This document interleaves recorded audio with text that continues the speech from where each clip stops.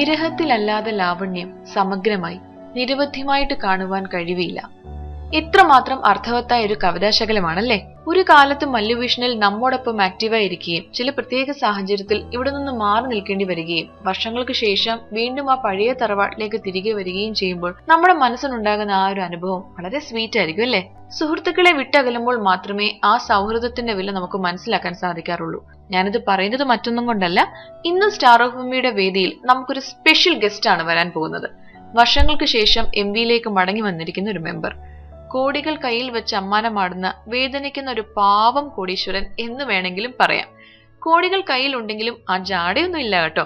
പിന്നെ സമ്പത്തുണ്ടാവുന്നതിൽ കാര്യമില്ല, അത് സംഭാവന ചെയ്യാനും ഒരു മനസ്സ് വേണ്ടേ. അങ്ങനെ മനസ്സുള്ള ഒരാളെയാണ് ഞാൻ ഈ വേദിയിലേക്ക് ഇപ്പോൾ ക്ഷണിക്കുന്നത്. അതെ, നമുക്ക് ഏവർക്കും പ്രിയപ്പെട്ട പീഡിക്. ഹലോ പീഡിക്, വെൽക്കം ബാക്ക് ടു എംവി. ഗേറ്റ്സ് ഗുഡ്.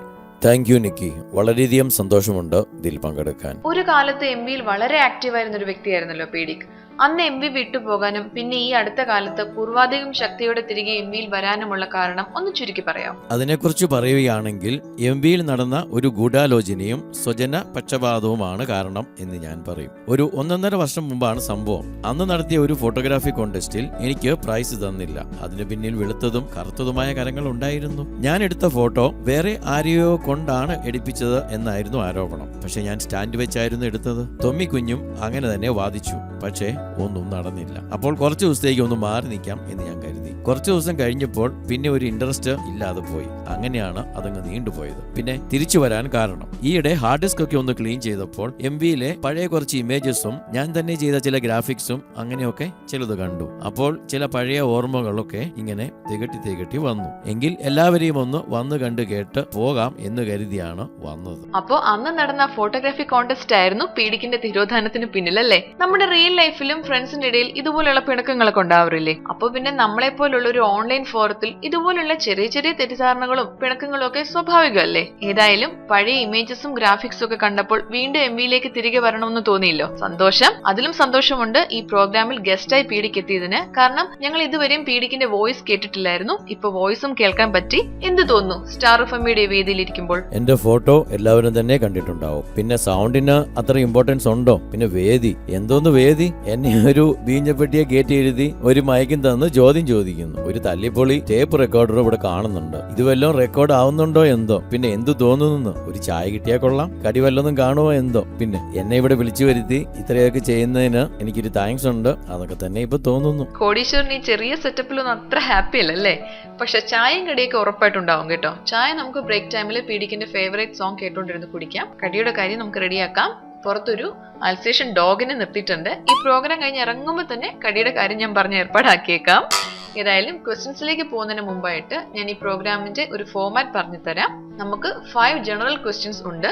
പിന്നെ 2 അഡീഷണൽ ക്വസ്റ്റ്യൻസ് കൂടെ കാണും നമ്മുടെ എംവി മെമ്പേഴ്സിന്റെ വക. പിന്നെ ഗസ്റ്റിന്റെ ഫേവറേറ്റ് സോങ് റൗണ്ട്.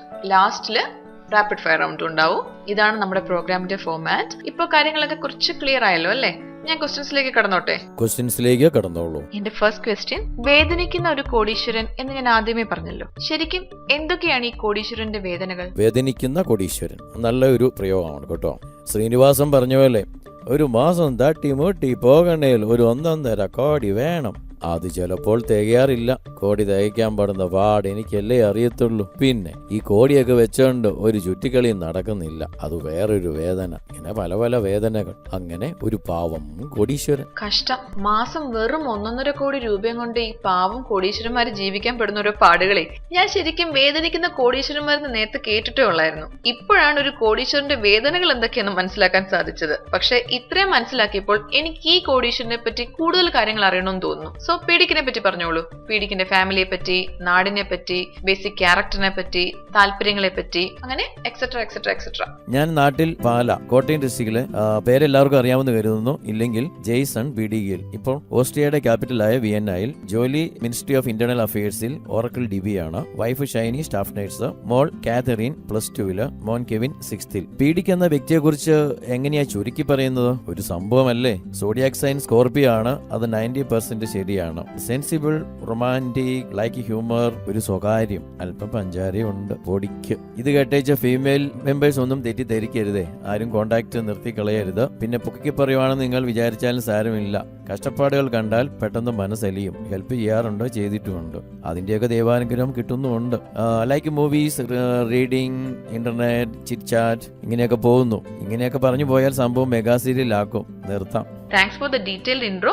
ഈ പഞ്ചാരയുടെ കാര്യം പറഞ്ഞപ്പോഴേ എനിക്ക് ഇതുമായിട്ട് റിലേറ്റ് ചെയ്ത് കുറച്ച് കാര്യങ്ങളോട് ചോദിക്കാൻ തോന്നുന്നു. എംവിയിലെ പീഡിക്കിന് എത്ര ഫീമെയിൽ ഫ്രണ്ട്സ് ഉണ്ട്? അവരിൽ ആരോടാണ് പീഡിക്കിന് ഏറ്റവും ഇഷ്ടം? എന്താണ് അവരെ ഇത്രയ്ക്ക് ഇഷ്ടപ്പെടാനുള്ള റീസൺ? എംവിയിൽ അങ്ങനെ പറയത്തക്ക ഫീമെയിൽ ഫ്രണ്ട്സ് ഉണ്ട് എന്ന് പറയാൻ പറ്റില്ല. ആരുമായിട്ടും അങ്ങനെ ഒരു അടുപ്പം ഞാൻ കീപ്പ് ചെയ്യുന്നില്ല. എന്തുകൊണ്ടാണെന്നുള്ളത് ചോദിച്ചാൽ അങ്ങനെ ഒരു ആൻസർ ഇല്ല. ഏറ്റവും ഇഷ്ടം ദ വൺ ആൻഡ് ഓൺലി മാൻവിഴി. കാരണം ആള് സിമ്പിളാണ്, എന്നെ പോലെ ജാടയൊന്നുമില്ല. എന്നെ പലപ്പോഴും സപ്പോർട്ട് ചെയ്തിട്ടുണ്ട്, ഹെൽപ്പ് ചെയ്തിട്ടുണ്ട്. എന്നെ കുറിച്ച് മനസ്സിലാക്കിയിട്ടുള്ള ആളാണെന്ന് ഞാൻ കരുതുന്നു. ഇതെല്ലാം കേട്ടേച്ച് എന്റെ ഫ്രണ്ട് ലിസ്റ്റിലുള്ള ഫീമെയിൽ ഫ്രണ്ട്സ് ഒന്നും എന്നെ കട്ട് ചെയ്തേക്കരുതേ. ഞാൻ വേറെ ഒന്നും ഉദ്ദേശിച്ച് പറഞ്ഞതല്ല. Keep in touch. അതൊന്നും പേടിക്കണ്ട. അങ്ങനെ ഒരാളോട് ഇഷ്ടക്കൂടുതൽ ഉണ്ടെന്ന് പറഞ്ഞതുകൊണ്ട് ബാക്കി ആരും മടങ്ങാൻ പോകുന്നില്ല. ഇനി പീഡിക്കിന് ഇഷ്ടപ്പെട്ട ഒരു പാട്ട് പറഞ്ഞാൽ അത് നമുക്ക് പ്ലേ ചെയ്യാം. ഈ പാട്ട് ആർക്കെങ്കിലും വേണ്ടിയിട്ട് ഡെഡിക്കേറ്റ് ചെയ്യുന്നുണ്ടെങ്കിൽ അത് നമുക്ക് ചെയ്യാം. സോങ് എന്ന് പറയുമ്പോൾ ന്യൂ ജനറേഷൻ സോങ് ഒന്നും നമുക്ക് പറ്റില്ല. ഓൾഡ് ജനറേഷൻ മോഡൽ ഒരെണ്ണം നോക്കാം. കമുകറ പുരുഷോത്തമൻ പാടിയ മധുരിക്കും ഓർമ്മകളെ മലർമഞ്ചൽ കൊണ്ടുവരൂ എന്ന് തുടങ്ങുന്ന ഗാനം ആയിക്കോട്ടെ. പ്രത്യേകം ഡെഡിക്കേഷൻ എന്ന് ചോദിച്ചാൽ എംവിയിലെ എല്ലാ സുഹൃത്തുക്കൾക്കും വേണ്ടി ഡെഡിക്കേറ്റ് ചെയ്യും. കൊണ്ടുപോകൂ ഞങ്ങളെയാ മാഞ്ചുവട്ടിൽ, മാഞ്ചുവട്ടിൽ മധുരിക്കും ഓർമ്മകളെ മലർമഞ്ചൽ കൊണ്ടുവരൂ. കൊണ്ടുപോകൂ ഞങ്ങളെയാ മാഞ്ചുവട്ടിൽ, മാഞ്ചുവട്ടിൽ.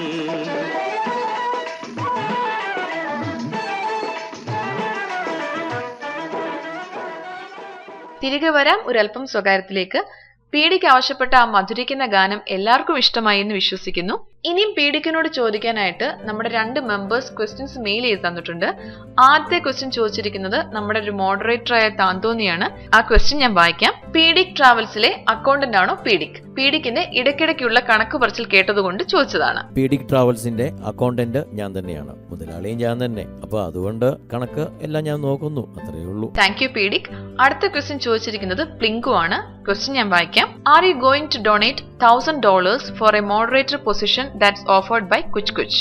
പ്ലിങ്കു ഇത് എങ്ങനെ അറിഞ്ഞു? എംവിയിൽ വീണ്ടും ഗൂഢാലോചന. Something rotten in Denmark. Nikki വല്ല എലിയും ചത്തു ചീഞ്ഞ് കിടക്കുന്നതാണ് എന്നും പറഞ്ഞ് തടി തപ്പാവുന്ന നോക്കേണ്ട.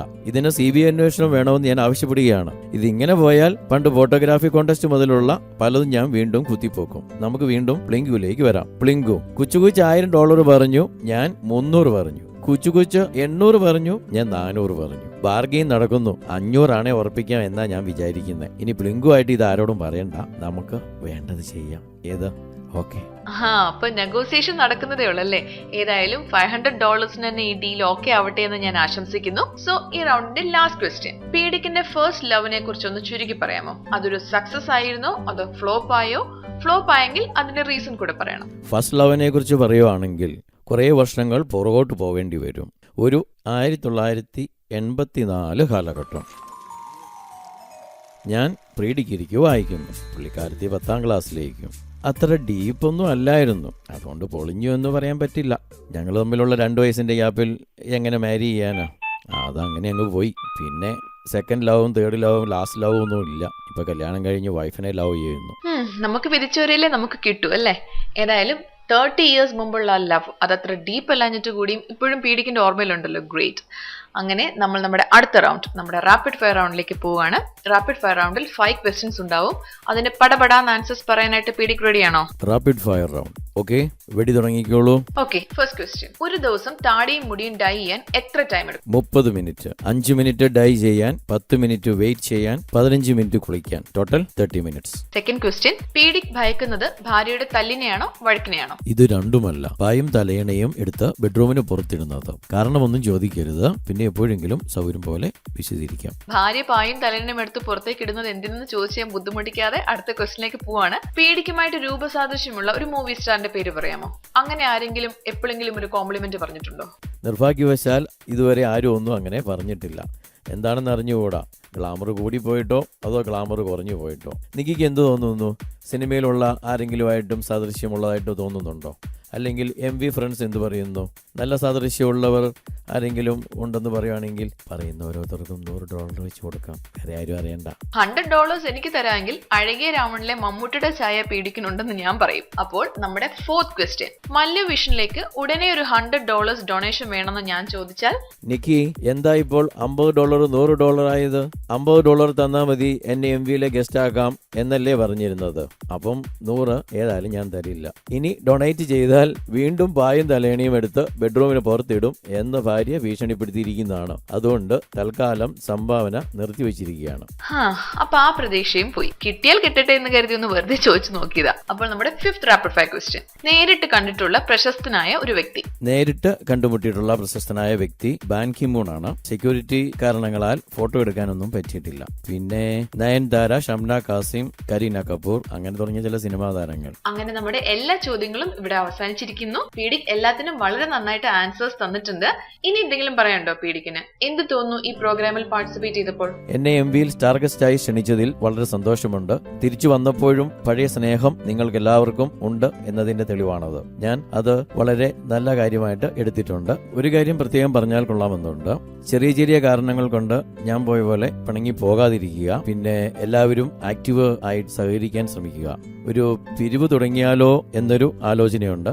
എല്ലാവരും നിർലോഭം സഹകരിക്കുക. എല്ലാവർക്കും നന്ദി, നമസ്കാരം.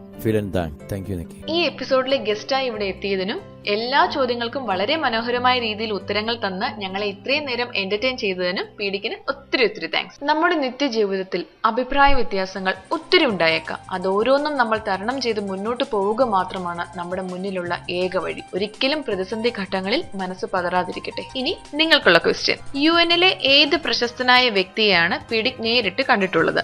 നിങ്ങളുടെ ഉത്തരം മറക്കാതെ mvtulika@gmail.com സെൻഡ് ചെയ്യുക. അപ്പോൾ വീണ്ടും കാണാം എന്ന പ്രതീക്ഷയോടെ വിടവാങ്ങുന്നു നിങ്ങളുടെ സ്വന്തം നിക്കി.